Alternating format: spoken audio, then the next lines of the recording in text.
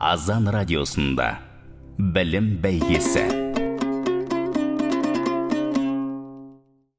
Араға апта салып, білім бәйгесі радио викторинасының кезекті қорытынды ойынын бастаймыз. Қадірлі Азан радиосының тыңдармандары мен көрермендері, эфирде мен Ануар Жаманқұлов және кезекті қорытынды апталық ойынды қуана сіздерге ұсынуға әзірміз. Бүгін бізде нөмірі 9-шы апталық ойын және осы маусымның кезекті сыйлықтарының бірі бұл 1 терабайт болатын Transcend сыртқы сақтау жады.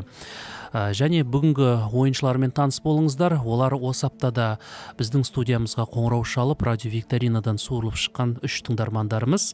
Таныс болыңыздар. Дүйсенбі күні қоңырау шалған Айгерім есімді тыңдарманымыз, сәрсенбі күні қоңырау шалған Ерлан және жұма күні ойынға қатысқан Айбек есімді тыңдарманымыз. Білім бәйгесі радио викторинасына қалай қатысуға болады деген сұрақ болса, қысқаша түсіндіріп өтейік. Біздің хабарымыз аптасына 3 рет эфирге беріледі. Сағат 14:00-де тікелей эфирде хабар басталған бойда студиямыздың телефон нөміріне қоңырау шалу қажет. 8702-189-7159. Осы нөмірмен кез келген атыраулық тыңдарман бізбен тілдесе алады. Ойын шарты бойынша жүргізуші қоңырау шалған тыңдарманға 10 сұрақ қояды. Сұрақтардың мазмұны тіл, дін, тарих, әдебиет, мәдениет және салт дәстүрді қамтиды. Сол 10 сұрақтың кемінде 5-еуіне дұрыс жауап берсеңіз, сіз сол аптаның сол хабардың жеңімпазы болумен қатар апталық қорытынды ойынға жолдама аласыз. Осылайша біз бір аптада 3 тыңдарманды іріктеп аламыз да Азан радиосының студиясында офлайн тәртіпте қорытынды ойынды өткіземіз. Қорытынды ойында аптаның басты бағалы сыйлығы 3 тыңдарманның біреуіне табысталады. Ал 2 тыңдарманға студияға қоңырау шалған үшін және ойынға келіп қатысқан үшін міндетті түрде ынталандыру сыйлығы табысталатын болады. Сонымен радио викторинамызды бастаймыз. Ойыншыларға сәттілік тілейміз. Азан радиосында білім бәйгесі. Қадірлі ойыншылар, сіздерге сәттілік тілеймін. Білім бәйгесі радио викторинасының апталық қорытынды ойыны да дүйсенбі, сәрсенбі, жұма күнгі ойындардан еш өзгеріс жоқ. Бұнда да 10 сұрақ болады, тыңдарман 3-еу. Сіздерге қойылған әрбір сұрақты мұқият тыңдайсыз. Жауап нұсқасын білетін болсаңыз, сұрақ оқылғаннан кейін қолыңызды көтересіз. Ең бірінші болып қол көтерген тыңдарманнан жауап нұсқасы тыңдалады. Дұрыс болған жағдайда есептеледі. Бұрыс болған жағдайда қалған 2 тыңдаушы өзінің жауап нұсқасын беру арқылы ұпай санын еншілеуге мүмкіндігі бар. Түсінікті ғой, Және сұрақтардың мазмұны тағы да айтып өтейін. Өзі 10 сұрақ. Олардың 2-3-еуі тарих, 2-3-еуі салт дәстүр, 2-3-еуі дінге қатысты болады. Және сәттілік тілей отыра алғашқы сұрағымызды бастаймыз, мұқият тыңдаймыз. Бірінші сұрағымыз былай делінген. Қасиетті Құран кәрімде қанша сүре бар? Ерлан? 114. 114 сүре. Бәрекелді, алғашқы ұпайыңыз өзіңізде. Екінші сұраққа өтеміз. Мұқият тыңдаймыз алдымен сұрақтың мазмұнын. Аллаға айтылған мына салауаттың қазақ тіліндегі мағынасы қандай? Аллахумма салли аля Мұхаммедин уа аля али Мұхаммад. Айбек? Асыл пайғамбарымызға салауаттар болсын және оның жанұясына да салауаттар болсын. Бәрекелді, ұпай саныңыз еншіңізде. Жауап нұсқасы бұл сұрақ емес, яғни қазақ тіліндегі мағынасын атау керек болатын. Расында Аллахумма салли аля Мұхаммадин уа аля али Мұхаммад. Қазақ тіліндегі нұсқасы Аллахым Қазірет Мұхаммедке және оның жанұясына рахмет ете деп аударылады екен. Сонымен Ерлан және Айбекте алғашқы бір ұпайдан бар. Айгерім, сізге сәттілік тілеймін. Ойынға белсенді қатысыңыз. 3-ші сұраққа өтеміз. 3-ші сұрағымыз былай делінген. 150 жылға жуық тарихы бар Сыр өңірінің ең белгілі мешіті қалай аталады? Діни сұрақтардан біртіндеп тарихи сұрақтарға өтіп жатырмыз. Сұрақ түсінікті ме сіздерге? Қайталайын. Тыңдаймыз. 150 жылға жуық тарихы бар Сыр өңірінің, яғни Сыр өңірі деп отырғанымыз Қызылорда облысының ең белгілі мешіті қалай аталады? Естулеріңіз бар ма, Ерлан? Ақмешіт. Жауап нұсқаңыз жақын, бірақ атауы дұрыс емес, нақты атауы бар. Және ол мешіттің атауы сол өңірдің белгілі дін танушысына, ислам Қорқыт ата мешіті. Қорқыт ата мешіті емес. Яғни бұл мешіттің атауы сол өңірдің тумасына қойылған. Арыстан баб. Айгерім, сізде дұрыс жауап нұсқасын ұсыну мүмкіндігі бар ма сізде жауап нұсқасы? Үш ойыншымызда сәл үшінші сұраққа келгенде қиналған сияқты. Сұрақ былай делінген болатын: 150 жылға жуық тарихы бар Сыр өңірінің ең белгілі мешіті қалай аталады дейтін болсақ, дұрыс жауап нұсқасы ойыншылар Айтпай мешіті. Біліп жүріңіздер, Қызылордаға барған сәт туса, бара қалсаңыздар, осы Айтпай мешітін өз көздеріңізбен көріп дұға етіп шығуға болады. Айтпай мешіті сәулет өнер ескерткіші болып табылады. Қызылорда қаласында орналасқан. 1878 жылы Айтпай қажының қаршысына әулие-ата шеберлері Ысқақ пен Кәмәл салған. Республикалық маңызы бар мемлекет қорғауындағы көне ғибадатхана екен. Сонымен әзірге 3 сұрақ артта қалды. 3 ойыншымызда Айгерімнен басқасы, яғни Ерлан мен Айбекте бір пайдан. Енді 4-ші сұраққа өтеміз. Тарихи тақырыпты қамтитын сұрақтың мазмұны былай делінген. 4-ші сұрақ. Соғыс жылдарында немістер оларды түнгі шайтандар деп атап кеткен. Олар кім туралы айтқан? Айбек? Құстар болу керек. Нақты? Хиуаз апамыз бар. Хиуаз Доспанова, бәрекелді Айбек. Немістердің үрейін қашырған, оларға қорқыныш сейілін таратқан әйгілі қанатты қыз атанған Хиуаз Доспанова халық қаһарманы немістердің арасында түнгі шайтандар деп аталған екен. Яғни осыдан ақ олардың түнгі мезгілде күтпеген тұста яғни шабуыл жасайтынын аңғарса керек. Сонымен 5-ші сұраққа өтеміз. Айбек есімді тыңдарманымызда әзірге 2 ұпай, Ерланда 1. Айгерім, сізге ойынға белсенді қатысу керек. Сонымен 5-ші сұрақ, алғашқы 5 сұрақ артта қалады. Ұлы Отан соғысы кезінде қара ажал деп нені айтқан? Бұл да тарихи сұрақ. Сұрақ түсінікті ме? Қайталап өтейін. Ұлы Отан соғысы кезінде қара ажал деп нені айтқан? Мұқият тыңдаймыз. Жауап нұсқасы бар ма, Айгерім, сізде? Қалай ойлайсыз, Айбек? Қара ажал.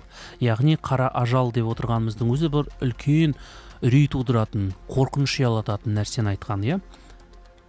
Арнайы әскери жасақ деп ойлайсыз. Соңы жаңағы теңіз морская пехота дейді ғой, жаңағы қара бушлаттар. Жалпы сұрақтың мазмұнына қатысты өзіңіз жауап нұсқасын ұсынып отырса, Айбек мырза, оны біз қабылдадық. Ал енді дұрыс-бұрыстығын қазір тексереміз. Алдымен 2 ойыншы да өзінің жауап нұсқасын ұсынып көрсін. Ерлан бар ма? Сізде жауап нұсқасы жоқ, Айгерім, сізде жоқ. Сонымен Ұлы Отан соғысы кезінде қара ажал деп нені айтқан екен? Біле жүрейік.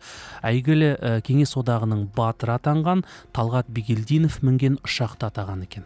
Яғни қара ажал. Талғат Бигелдиновтың ерлігін жақсы білеміз. Өзінің әйгілі қара ажал деп аталып кеткен ұшағымен талай фашистің бетін қайтарған екен. Сонымен 6-шы сұраққа өтеміз. Білім бәйгесі радио викторинасы жалғасады. Және 6-шы сұрақ салт дәстүр тақырыбын қамтиды. Мұқият тыңдайық. Қазақта бейіт басына қазан төңкеру деген көне салт бар. Ол нені білдіреді? Сұрақ түсінікті ме? Қайталап өтейін. Қазақта бейіт басына қазан төңкеру деген көне салт бар. Ол нені білдіреді? Әрине қазіргі уақытта айтамыз, дәстүрдің озығы бар, тозығы бар дейміз. Бейіт басына барған уақытта төңкеріліп жатқан қазанды бәлкім аңғармауымыз мүмкін, я көрмеуіміз мүмкін. Дегенмен еліміздің кейбір өңірлерінде бұл салт дәстүрі жақсы таралған. Мүмкін біздің облыста кенжелеп қалған шығар. Дегенмен бұл салт дәстүр нені білдіреді? Жауап нұсқасы бар ма, ойыншылар? Бейіттің басында, да? Бейіттің басында төңкерілі жатқан қазан. Бәлкім андай иіс шығару мақсатында. Жауап нұсқасы болса қол көтереміз. Жалпы төңкерілі жатқан қазан, бейіт басында. Бұл негізі қазан қазақ ұғымында өте үлкен киелі мағынаны білдіреді. Яғни ырыс, молшылық, жанұя, тату тәтті тірлік. Ал ол төңкеріліп жатса, демек ол жақсы нәрсе емес деген сөз. Ерлан, қандай жауабыңыз бар? Мүмкін ырысымыз кетпесін деген мағынада ырысымыз. Өкінішке орай дұрыс емес, Ерлан. Жауап нұсқаңыз. Айгерім, толықтырасыз ба? Мен жаңадай ойладым, иіс шығару мақсатында, яғни қайтқан адамдардың қазіргі таңда көбі адамдар енді үйден жұма сайын еске алып Құран бағыштайды ғой. Сондай мақсатта басқа өңірлерде может солай жаңадай Құран бағыштап, сол кісілердің жаңадай дұға оқып, сондай иіс рухына тағзым, иә? Сондай. Айбек мырза, сізде жауап нұсқасы бар ма? Қайтыс болған үйінің ішінде жаңағы сол кісілерге көмек көрсетіп, сол үйден жаңағы тамақ ішпеу сияқты сондай маған.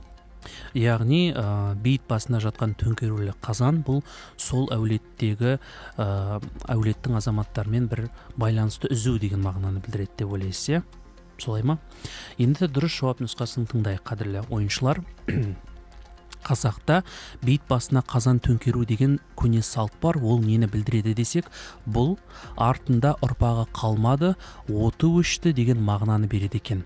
Әдетте үлкен қазаға ұшыраған, яғни жол апатынан, я болмаса кенеттен, жастайынан кетіп ұрпағын қалдырмаған тұлғаның бейіт басына төңкеріп қазан қояды екен. Сондықтан әзірге 6-шы сұрақтан асып барамыз. Ойын нәтижесі бойынша Айбек есімді тыңдарманымызда 2 ұпай, Ерланда 1 ұпай. Әйгерім, сізде әзірге ұпай саны жоқ. Ерлан мен Айбек қазір сіздерге ұпай санын теңестіру мүмкіндігі бар. Алда әлі 3 сұрақ бар. Сонымен жалғастырамыз. 7-ші сұраққа өтеміз.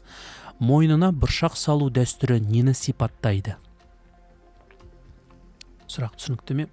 Бұның барлығы жалпы біздің өңірге тікелей байланысы жоқ салт дәстүр, дегенмен қазақ мәдениетінде бар. Біздің хабарымызды өзге өңірлерден көріп тыңдап отырған адамдар болса, олар бәлкім біліп отыруы мүмкін. Мойнына бұршақ салу дәстүрі нені сипаттайды? Өте көне дәстүр. Жалпы қазақ мәдениетіндегі кейбір дәстүр ислам діні келгенге дейін шаманизммен байланысты болған. Яғни әртүрлі ырымдарға, әртүрлі нанымдарға сенімнен пайда болған десек те болады. Әйгерім бар ма? Мүмкін жаңадай көз тимесін деп, көз тиме мақсатында. Көз тимесін. Жауап нұсқасын тыңдадық. Салыстырып көрейік. Қалған 2 ойыншы айтып көрсін. Ерлан? Менде жауап жоқ. Жауап жоқ. Айбек, жауап жоқ. Сіз ұсынған Әйгерім жауап нұсқасы, яғни көз тимесін деген болсаңыз, өкінішке орай дұрыс емес. Мойнына бұршақ салу дәстүрі ертеде баласы жоқ адамдар мойнына көгеннің бұршағын салып, Құдайдан перзент сұрап жалбарынған екен. Бұл салт дәстүр бала тілегенде ғана орындалатын болған деп халық сенген. Соңғы 9-шы және 10-шы сұрақтар қалды. Және ойынның аяқ жағына келген кезде жеңімпаз кім болатын бұл жоқ қиын емес. Дегенмен ұпай саны 2-де 2 болып қалуы әбден мүмкін. Ерлан және Айбек мырза. Сонымен тыңдаңыздар. Салт дәстүрімізге де қатысты сұрақ. Дәстүрімізде өлім жітім болған отбасыға көңіл білдіріп, олардың қазасына ортақтасу мақсатында жайылатын дастархан қалай аталады? Көңіл шай. Көңіл шай. Әйгерім, еншіңізде алғашқы пайыңыз құтты болсын. Және 10-шы соңғы сұрақты қойып, ойынды аяқтаймыз. Құрметті ойыншылар, мұқият тыңдаңыздар. Құдайдың абсолютті жалғыздығын сипаттайтын және 4 аяттан тұратын сүренің атауы қалай? Ерлан? Фатиха сүресі. Фатиха сүресі. Өкінішке орай дұрыс емес. Сұрақ қайталап жүресіз бе? Сұрақты қайталайын. Құдайдың абсолютті жалғыздығын сипаттайтын және 4 аяттан тұратын сүренің атауы қалай? Ықылас сүресі. Ықылас сүресі. Әйгерім, сізде ұпай саны 2-ші ұпай саны қабылданды. Сонымен 10 сұрақты біз қойдық. Ал енді есепті салыстыратын болсақ, Әйгерімде 2 сұрақ, Әйгерімде 2 ұпай, Айбек есімді тыңдарманымызда 2 ұпай және Ерланда 1 ұпай. Демек, Әйгерім мен Айбек ойын нәтижесінде тең түсуіне байланысты қосымша сұрақтар қою арқылы жеңімпазды анықтаймыз. Азан радиосында білім бәйгесі. Сонымен қадірлі Азан радиосының тыңдармандары мен көрермендері, нөмірі 9-шы апталық ойында өткен хабарымыздағыдай 2 ойыншының ұпай саны тең түсті. Әйгерім есімді тыңдарманымыз ойынның әбден соңғы жағы таяған кезде өзінің ұпай санын Айбекпен теңестірді. 2-де 2 болып Ал Ерлан есімді тыңдарманымызда әзірге бір ұпай. Қазір шешуші сұрақ қойылады. Бұл шешуші сұраққа Ерлан сіз де жауап беруге құқылысыз, және Айбек, Айгерім сіз де жауап беруге құқылысыз. Бұл тұста тағы да ұпай саны теңессе, біз тағы да қосымша сұрақ қою арқылы бір ғана жеңімпазды анықтайтын боламыз. Түсінікті ғой. Олай болса, шешуші 11-ші сұрақты мұқият тыңдаңыздар. Моңғол империясының бірінші ханы кім болды? Шыңғысхан. Айбек, бірінші болып қолды көтердіңіз, және сұрақ сіз үшін жеңіл болған сияқты.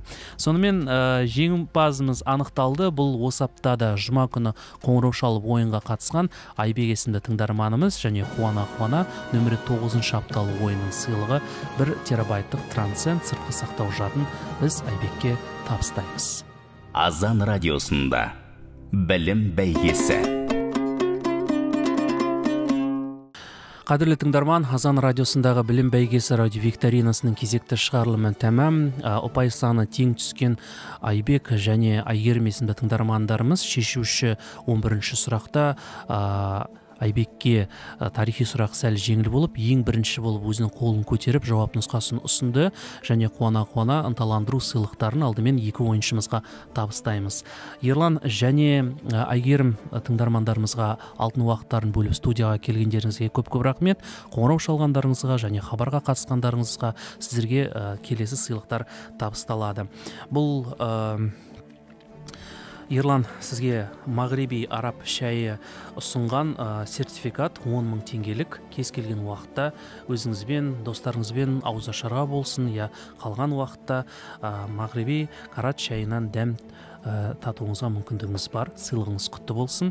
Ал Айгерім сізге Құралай Фуд ұсынып отырған мынадай жартылай фабрикаттық өнімдерге арналған 10 000 теңгелік сертификат. Мінекей, кез келген уақытыңызда сізде өзіңіздің дастарханыңызға осы өнімдерді қойып, отбасыңызды, жақын туыстарыңызды қуанта аласыз. Сыйлығыңыз құтты болсын.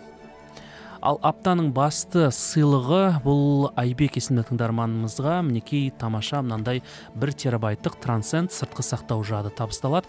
Қазіргі электронды цифрлық дәуірде түрлі фото, видео, әртүрлі цифрлық деректерді сақтауға арналған тамаша құрылғы барлығымызға керек екені анық, және бүгінгі ойында осы сыйлық Айбекке бұйырып отыр. Айбек, сыйлығыңыз құтты болсын, игілігіңізге пайдаланыңыз. Қадірменді Азан радиосының тыңдармандары, білім бәйгесі радиовикторинасына қатысып сыйлыққа кенелуге мүмкіндіктеріңіз бар. Ол үшін апта сайын дүйсенбі, сәрсенбі және жұма күндері эфирге берілетін хабарға қатысу қажет. Жүргізуші ұсынған 10 сұрақтың кемінде 5-еуіне дұрыс жауап берсеңіз, сіз апталық қорытынды ойынға жолдаманы аласыз, және дәл осылай 3 ойыншы арасында біз бір апталық сыйлықты ұтысқа салатын боламыз. Ал келесі аптадағы сыйлығымыз қандай десеңіз, бұл осы маусымның жабылуына арналған ең бағалы сыйлықтардың бірі iPhone ұялы телефоны. Бұл ұялы телефонды осы студиядағы Айбек есімді тыңдарманымыздан басқа Айгерім және Ерланның тағы да ұтып алуға мүмкіндігі бар. Өйткені апталық сыйлықтың жеңімпазы болғаннан кейін қалған 2 тыңдарман келесі апталық сыйлықты ұтып алғанша қатысуға құқық берілген. Тамаша, осындай мүмкіндіктерді пайдаланыңыздар. Азан радиосының тыңдарманы болыңыздар. Келесі эфирде кездескенше. Азан радиосында білім бәйгесі.